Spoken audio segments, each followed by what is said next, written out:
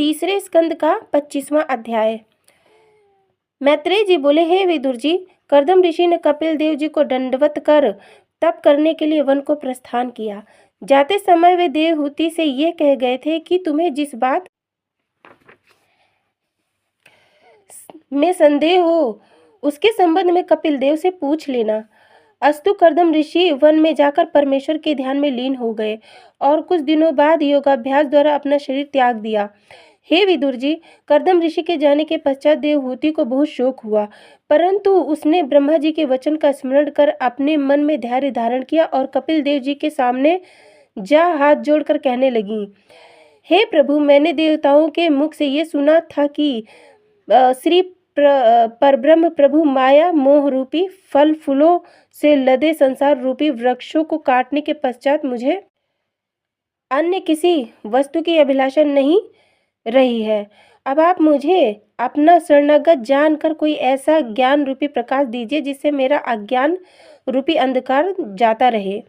जैसे सूर्य के उदय होने से रात्रि रूपी अंधकार जाता रहता है और संसार में प्रकाश व्याप्त हो जाता है, अतः इसी प्रकार मेरे हृदय का ज्ञान दूर करके ज्ञान रूपी ज्योति प्रदान करें और आप इस प्रकृति के भेद बताएं।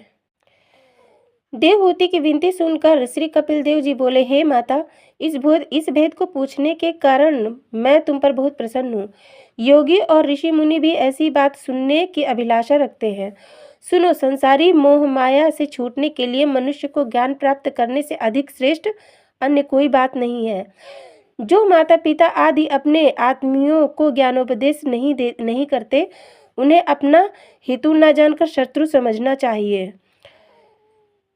हे माता, तुम स्वयं ज्ञानवान हो और उन्हें भवसागर से पार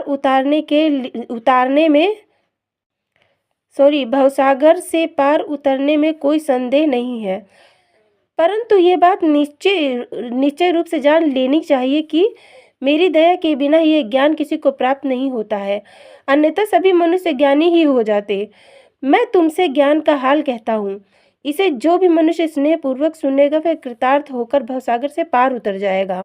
हे माता, जो लोग काम क्रोध लोभ अहंकार मद तथा मत्सर के वशीभूत होकर संसारी मोह माया में फंसे रहते हैं, उन्हें नरक अवश्य भोगना पड़ता है।